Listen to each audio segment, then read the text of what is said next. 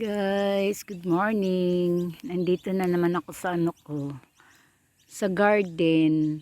Magpitas ng peach kasi may dalawang hinog. Hindi kasi sila sabay na hinog.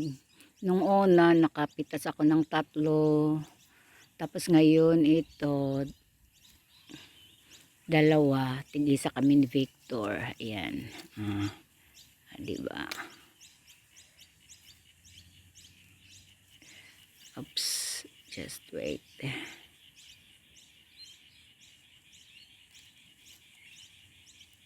Oops, it was very soft, no?